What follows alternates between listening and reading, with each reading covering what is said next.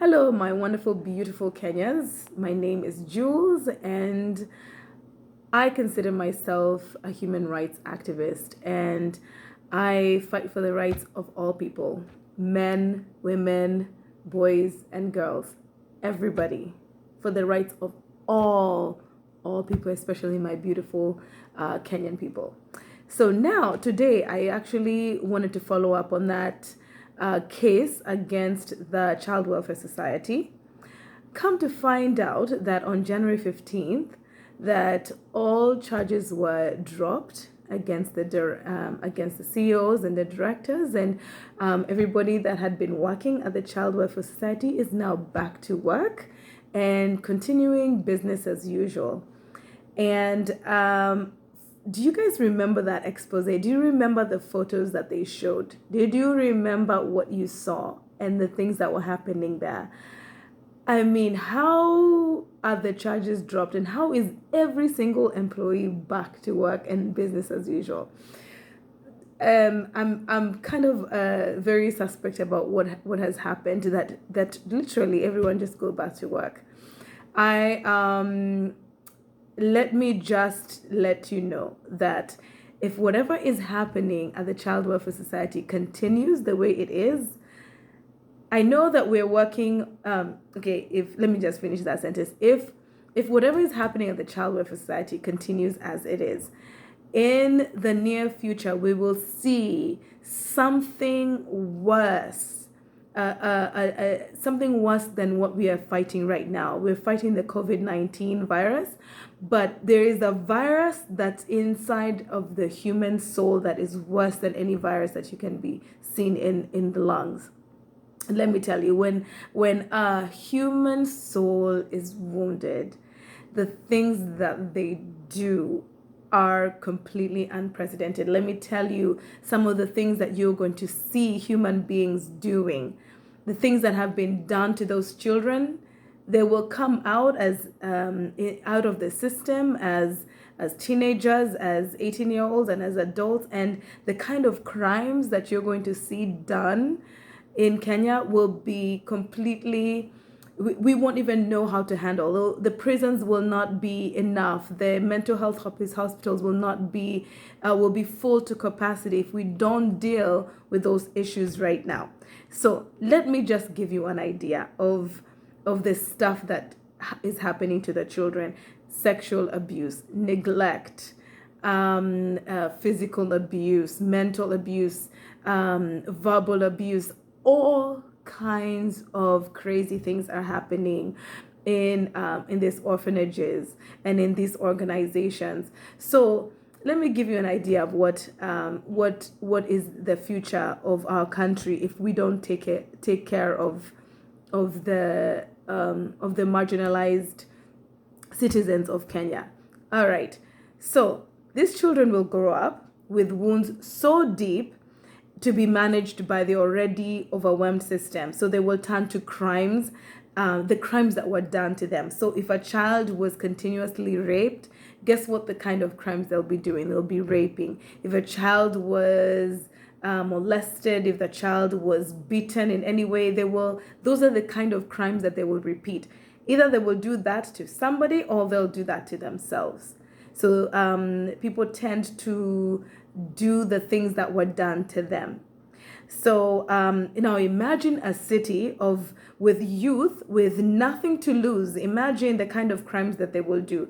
First of all, if someone is coming to you with a knife to steal something that you have, and you say, I'll call the police or you'll be sent to jail. Trust me, this person has lived in prison their whole entire life.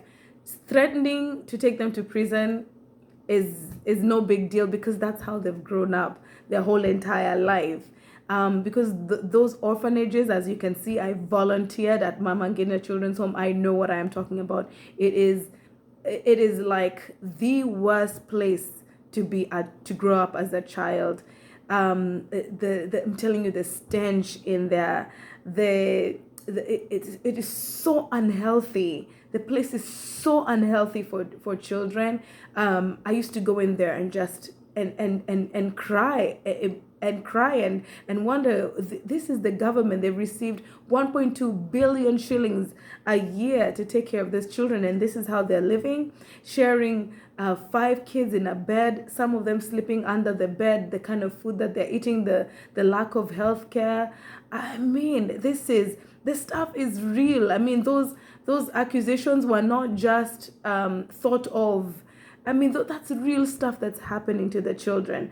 Okay, so those are the kind of crimes that you're going to see. You thought that this COVID-19 was a bad thing. Let me tell you, obviously we've proved that human beings are the worst weapons of mass destruction, because just a simple virus coming from China, now it's moved across the world, wreaking havoc and overloading our healthcare systems. Now, can you imagine, like, these children who have grown up in this system, and now they're the ones committing crimes? And at some point, obviously, the police department will take over, and maybe they'll be given maybe weapons like guns to deal with the situation. But once now you introduce guns, now that introduces the black market with weapons. So if somebody with a virus in their soul, someone with deep wounds in their soul, caring nothing for themselves or other people, has now a weapon. Now, I mean, can you imagine the kind of chaos that could be in the city? You're talking about police brutality against these children who have never, ever received any love or support, or even the validation that they're human. They have been raised like animals, and they've been raised not as humans, and now they have weapons, and there's a fight against the police and the gangs and these people who've never really known what it is like to have morals, to have values, because they've been treated as animals. So it's going to be chaotic. So if the government does not take care of these children right now while they are still young, to make sure that they have a foster care system that actually works and exists, it's actually written in Article 58. There is written in there that there needs to be an established foster care system. But so far, I have not heard of any foster care parents in Kenya. I know we'll talk about the challenges of having such a system in Kenya, but that's a whole other video. But right now, we're just addressing what has just happened. There's been an expose on what has been happening to the children, okay? And everybody knows now, there's been an uproar, and the citizens are mad and angry that this is happening. The people have been taken to court. But now we've seen, okay, everybody has been reinstated. They just wanted time to pass by and let people just calm down, and we kind of like forget what has just happened. But guess what? No, we will not forget what we saw. No, we will not forget what we saw. And it's actually now raised up a lot more activists like myself who have come and like, no, we're not going to be silent about that.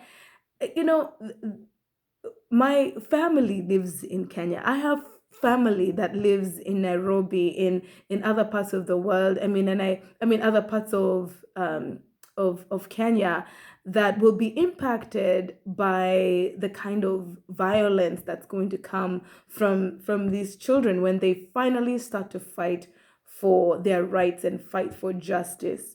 So it only behooves us to take action now. We have no time to waste. The government did not waste any time to deal with COVID-19. And so we should not waste any time to make sure that we come up with a plan to get these children in homes. So we'll talk about some of those barriers that I know that are going on in your head. You're like, yeah, Kenya, we don't think we can have that. Trust me, there's a way. Where there's a will, there is a way. So the government is always motivated by maybe if there's loss, if there's a potential loss for damage to property or loss of money or things like that. So if I can show you that if you don't do anything about the children, taking care of the children, it it will be maybe motivated by what I'm about to say right now.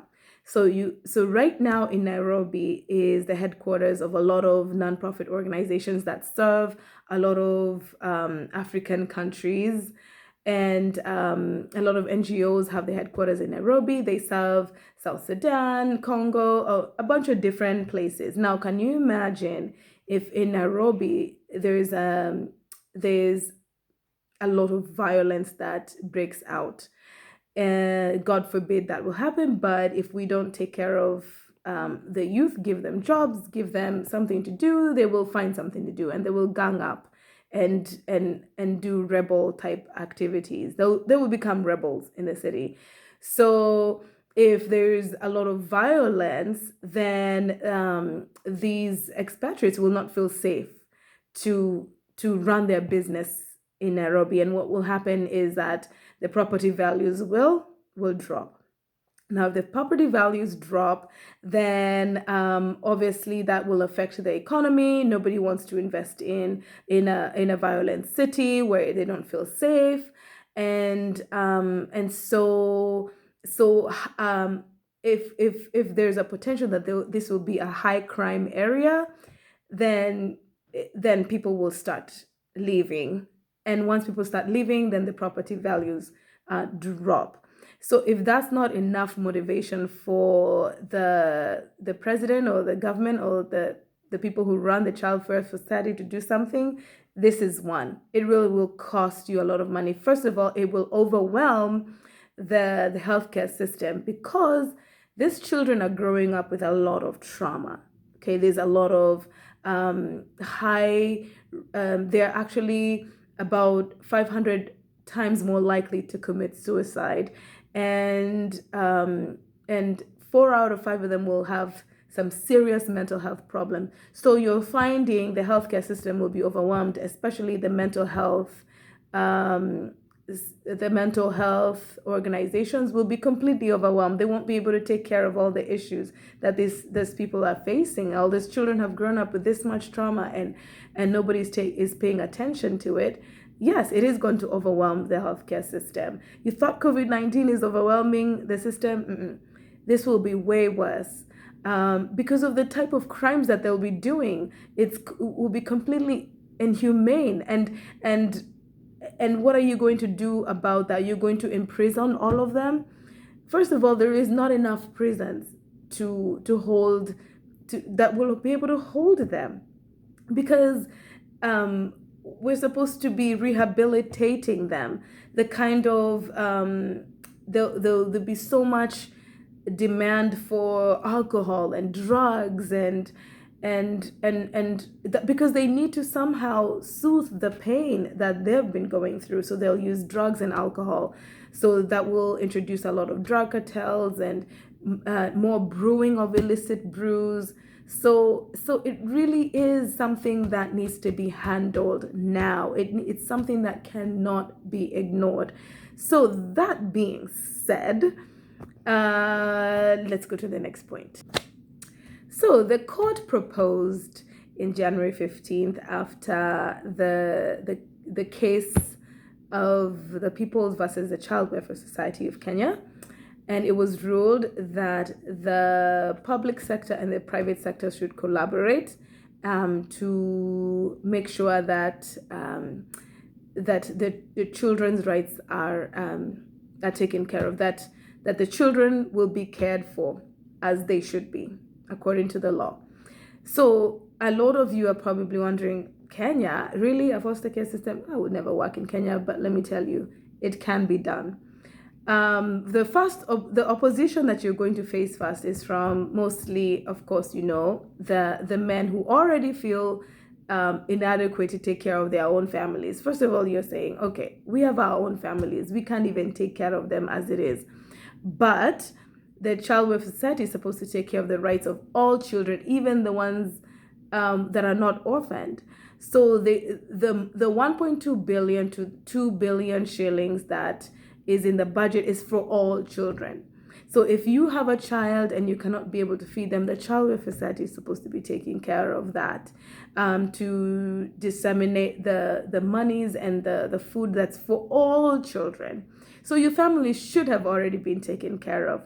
But there is the faith-based organizations. The church can begin to empower families. So there's a solution where you can at least identify, if you have 500 churches and they can identify about 50 families that they can empower and strengthen, so that you strengthen that family and make sure that they're doing well and whole and healthy, financially, emotionally, and mentally, so that they can be able to foster at least one child in that home. So if you think 500 times 50, that's 125,000. If I'm wrong, wait, let me calculate. I'll be right back. So I did my math. So if you have 500 churches, I can identify 50 families. That's 25,000 families that can at least foster one child. That's 25,000 children. That is just starting very small. Okay, so we can give ourselves a period of 5 years to train and to change the mindsets of families, that yes, they can be able to have a child in their home. Okay, and so you're wondering, well, this will be a stranger in the house. The Kenyans have never had that. Kenya is the best fertile ground for foster care system, and I'll tell you why. Is because we have what we call domestic workers.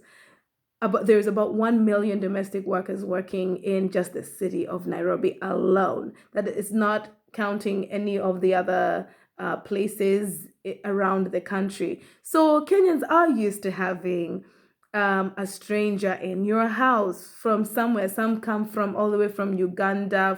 It doesn't matter. We have people from different tribes coming to work for someone from a different tribe, a different family. So we are used to having someone who is not part of the family living in your home. Unfortunately, some of them are treated like slaves. Not all of them are treated as family, but there are families who do treat their domestic workers, house girls, as part of the family. And those are the families that we are looking for. Like my family, I had a wonderful nanny that we treated as part of our family, and she is part of our family to this day. And so that is not really an excuse that we cannot have a stranger in our home that we can take care of. Yes, we can. Yes, sise puede. Yes, we can. Yes, tunaweza make. You can always make. Yes, you can.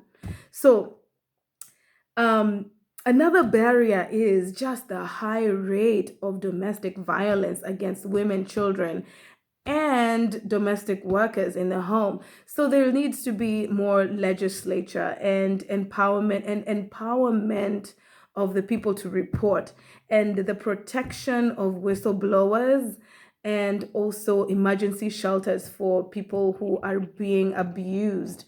And there is a private sector that deals with people who've been abused.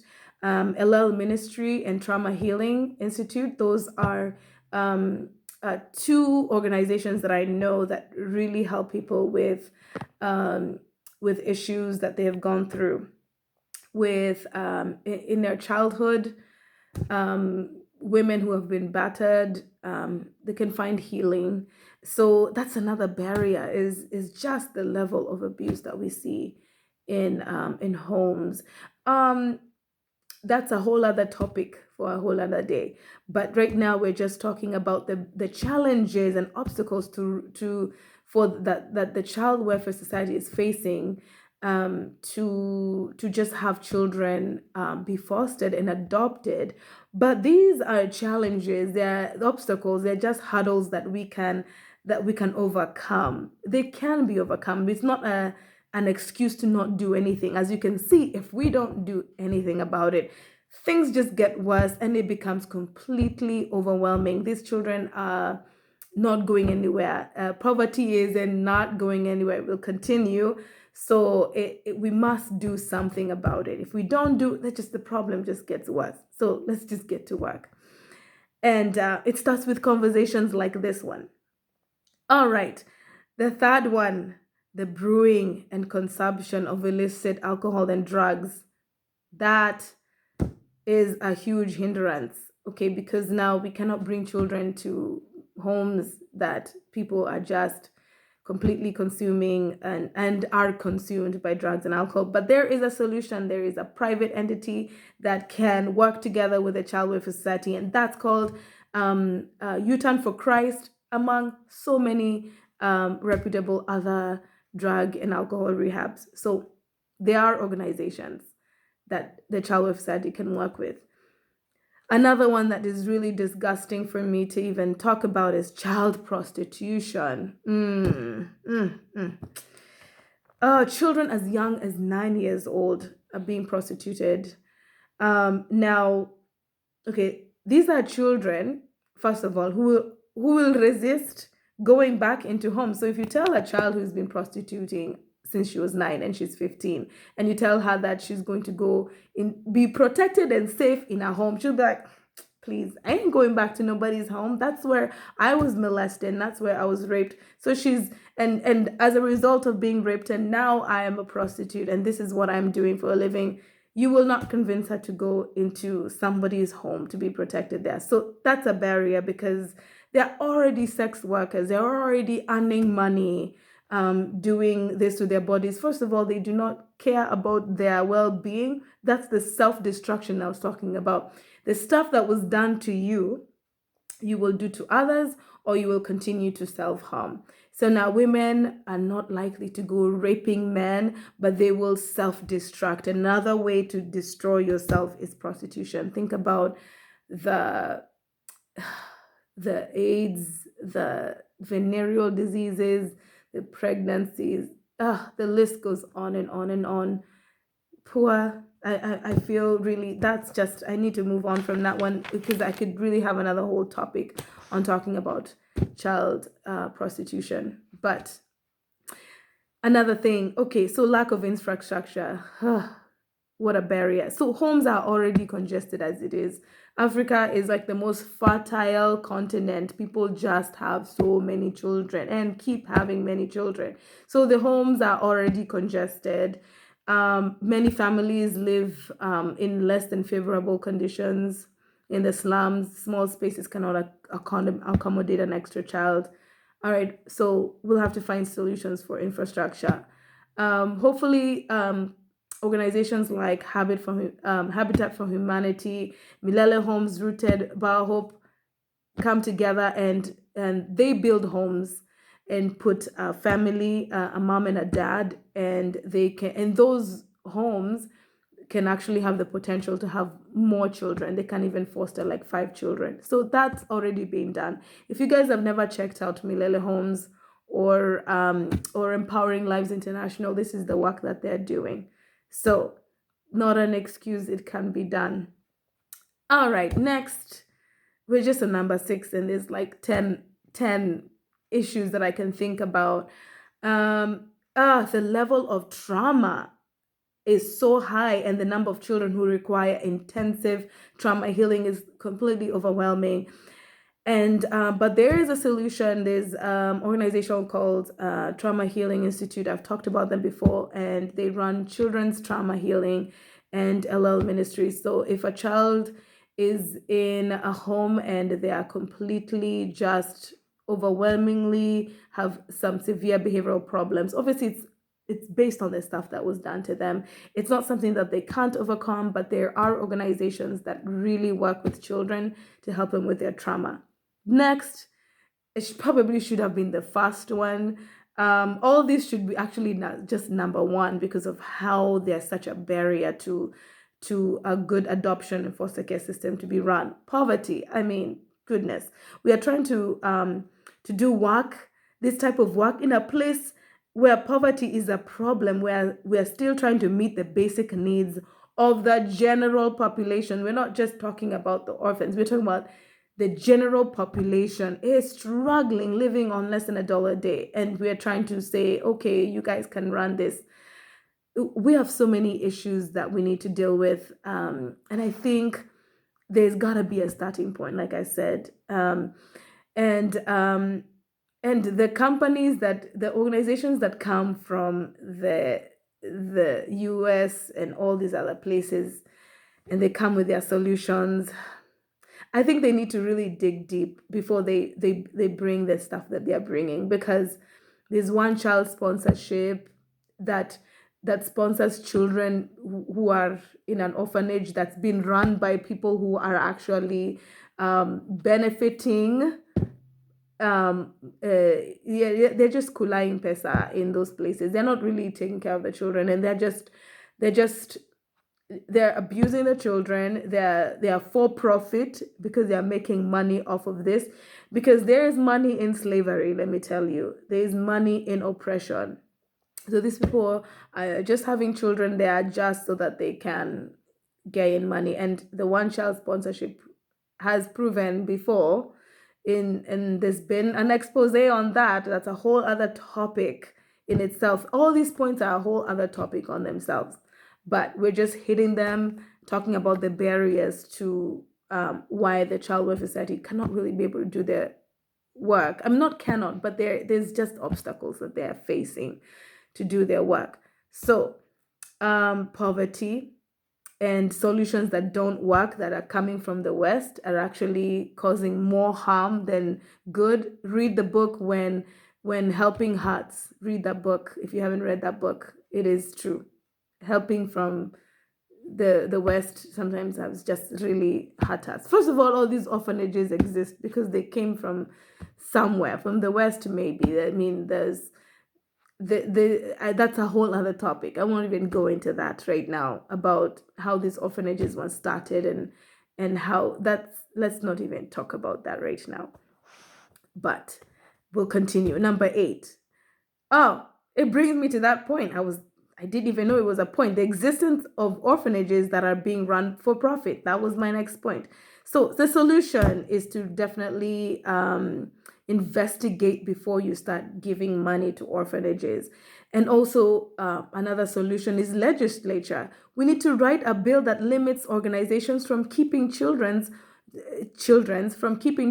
for more than 2 years. Every child within these orphanages must have a plan to either reunite the child with the family or make arrangements for fostering or adopting the child. Each child must have a plan. The plan is not just to bring them and keep them forever. That's not a plan. First of all, we need to also open up the international adoption, lift the moratorium that's in place right now, and open up more adoption agencies, and work with the maybe the U.S. training centers. Maybe they can bring trainers from the U.S. to open up training centers for potentially adoptive and foster parents. These are the type of solutions that we want. Don't come and open another orphanage. Come and bring a training center and train families on how they can have kids in their homes. Okay? Because that's the best solution for children, is not to institutionalize them. Those places are like prison. Okay, so moving on.